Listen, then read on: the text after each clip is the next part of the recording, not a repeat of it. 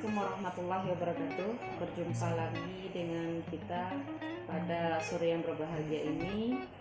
Eh, Hari ini kita mengucap syukur kepada Allah Subhanahu wa taala karena kita masih diberikan nikmat sehat, nikmat rezeki sehingga kita bisa hadir dan berjumpa bertatap muka walaupun dalam kondisi pandemi COVID-19.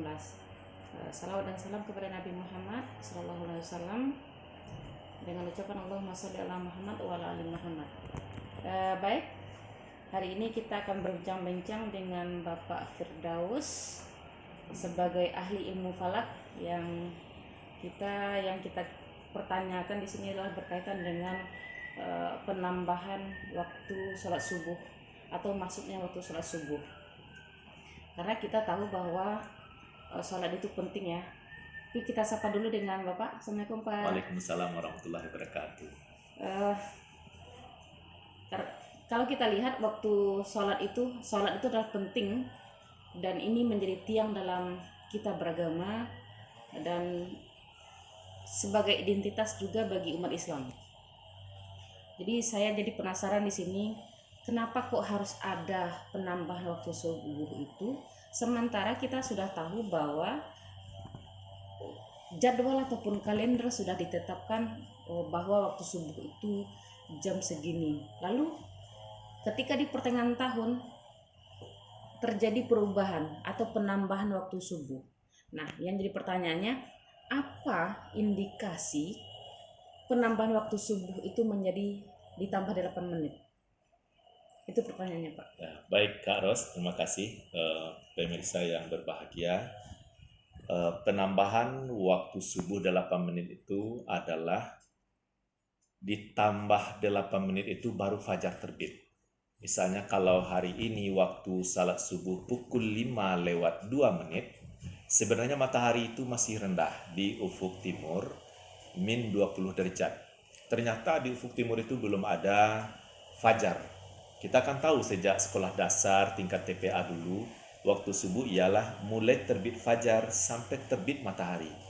Ternyata fajar itu baru ada, matahari itu tadinya min 20 derajat di bawah ufuk di timur, masih gelap gulita di sana. Tapi ditambah 8 menit, matahari sudah tinggi juga, baru ada fajar. Jadi sudah diteliti oleh tim ahli itu sejak 2010 fokusnya ya sampai 2020.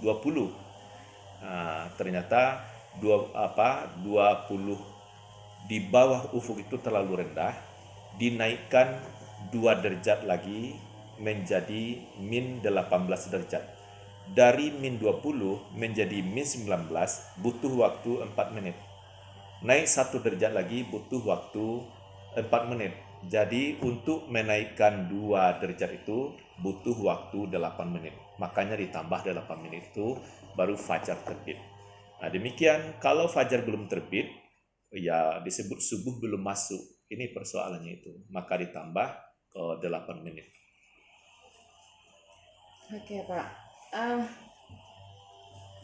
Nah tadi di awal penjelasan bahwa sebetulnya jadwal sholat itu kan sudah diatur ya Pak ya. Iya. Artinya ketika di tahun, kalau sekarang tahun 2021, maka di tahun 2020 kita sudah menyusun kalender semuanya. Baik itu bagaimana sholat subuh, bagaimana dengan imsak, bagaimana dengan syukur dan segala macamnya.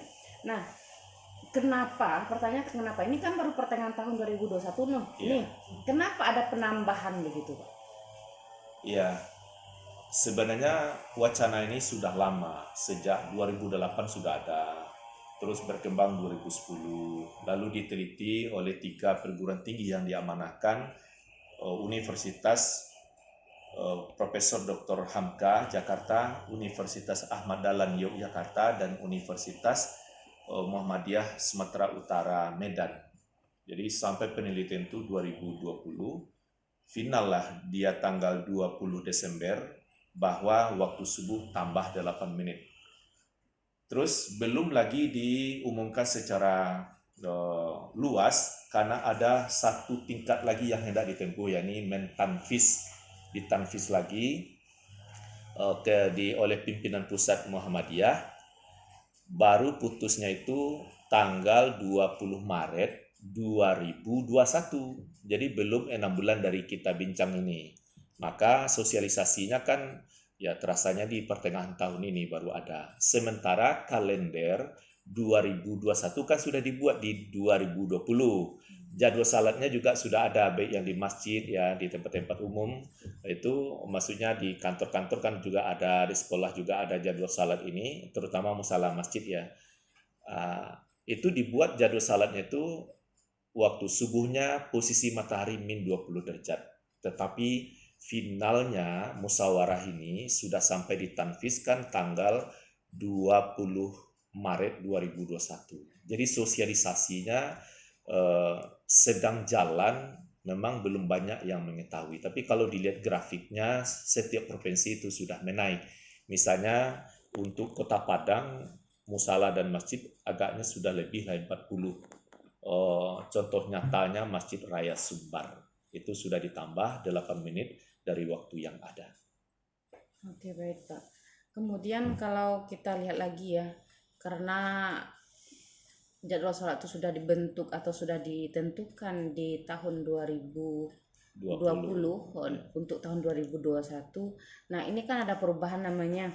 Nah, perubahan itu bagaimana dengan sholat yang sudah kita laksanakan? Artinya sebelum ditambah waktu yang 8 menit itu, Pak.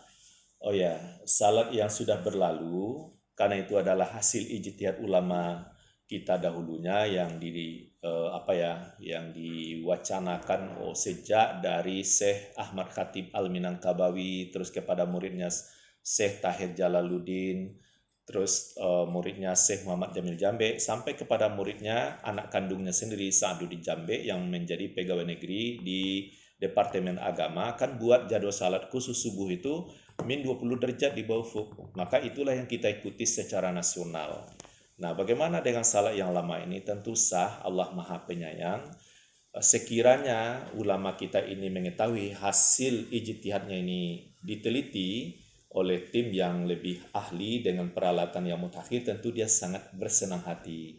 Maka kita tidak menyalahkan ulama kita terdahulu, tetap kita apresiasi dari 5 waktu salat itu ya, zuhur, asar, maghrib, isya kan oke, hanya subuh saja yang fajarnya belum terbit.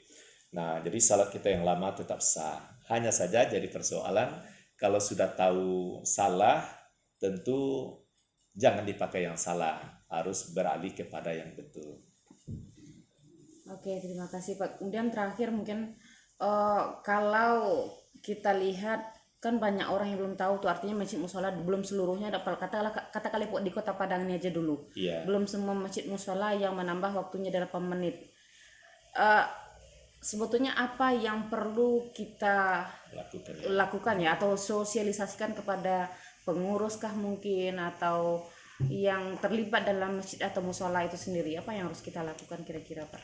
Ya, yang kita lakukan adalah mensosialisasikan putusan tarjih itu tentang kriteria salat subuh, karena sudah diteliti oleh ulama falak atau astronomi, sudah bergabung di sananya ulama fikih ibadah ya, terutama kajian tafsir. Jadi semua seperangkat ilmu sudah bergabung, sudah dapat kata keputusan bahwa untuk subuh ditambah 8 menit.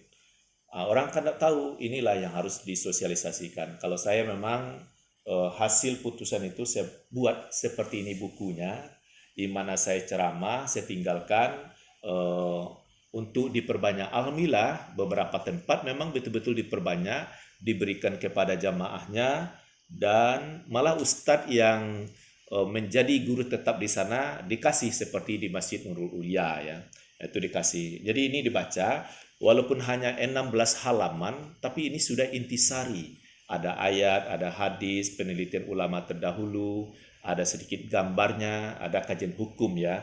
Nah, oleh sebab itu harus disosialisasikan, tidak lagi dimusyawarahkan. Kalau dimusyawarahkan bagaimana dia bisa kacau karena dia sudah final. Jadi disosialisasikan secara baik. Seperti kalau di Kota Padang beberapa ustadz senior saya itu sudah, misalnya Pak Sabarudin Herman, Pak Nurman Agus ya diantaranya, ada juga Ustadz Salsafat, dia sampaikan itu beberapa tempat, ternyata jamaah menerima. Tidak ada masalah, yang penting sudah disampaikan baik-baik. Kenapa 8 menit ditambah, ternyata oke-oke saja, dan memang hati jadi tenang kalau waktu subuh ini sudah masuk dikumandangkan. Jadi izinkan saya mempertegas, waktu subuh itu kan fajar terbit. Apa buktinya fajar terbit?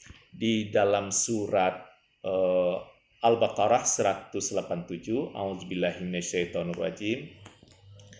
Wa kulu washrabu hatta yatabayyana lakumul khaitul abyadu minal khaitil aswadi minal fajri thumma atimmu siyama ilal lail.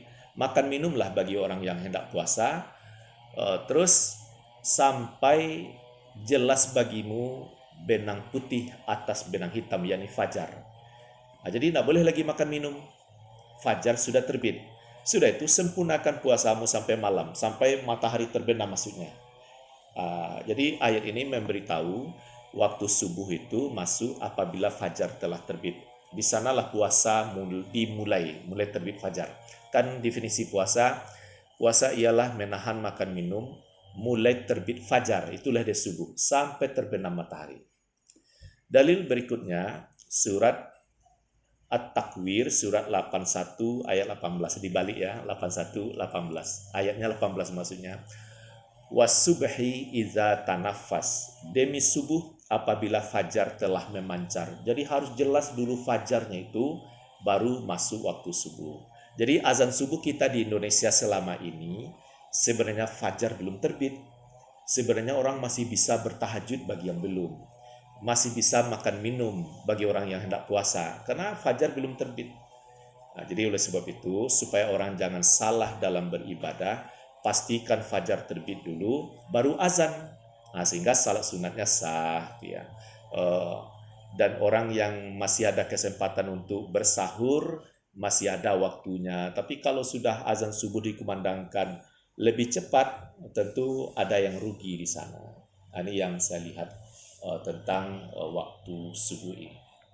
Oke, dari pemaparan Bapak tadi ada muncul satu pertanyaan lagi. Iya. Seandainya nih, Iya. kalau ada masjid musola yang belum tersentuh ataupun belum tahu dengan adanya penambahan waktu 8 menit ini secara tertulis, katakanlah secara tertulis, Iya. karena ini berkaitan dengan hukum ya, Iya. syariah yaitu, dia tetap melaksanakan sholat subuh itu sesuai dengan jadwal yang telah dibuat. Iya. Nah, ini bagaimana ini Pak? Nah, kalau misalnya di wilayah tertentu musala dan masjid dia tetap azan dengan jadwal yang lama karena dia belum tahu sama sekali, tentu dia bebas ya dari hukum. Tapi kalau ada di antara masyarakat itu dia sudah tahu, karena informasi ini di media sosial sudah banyak.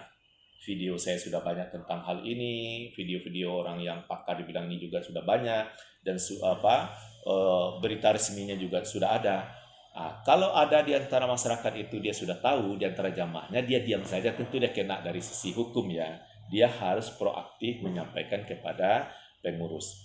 Nah, kalau misalnya pengurus sudah tahu, sudah diberitahu, tapi tidak merespon, ya di sini juga jadi masalah.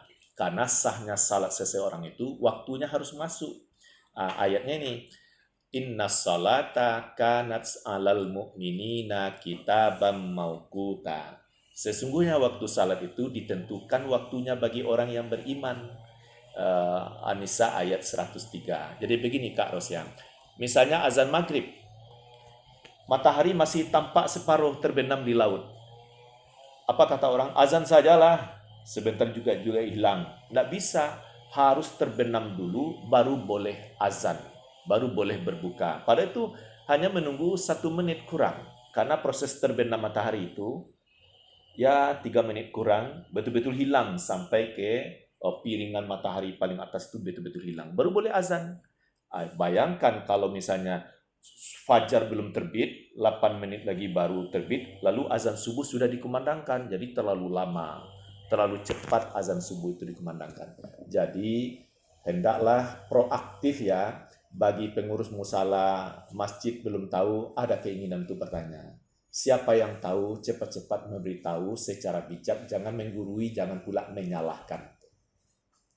Oke, baik, terima kasih atas penjelasannya Pak, dan ini mudah-mudahan bermanfaat sekali karena ini adalah untuk kepentingan kehidupan kita di akhirat nanti kelaknya.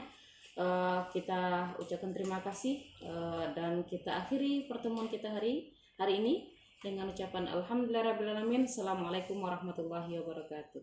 Waalaikumsalam warahmatullahi wabarakatuh.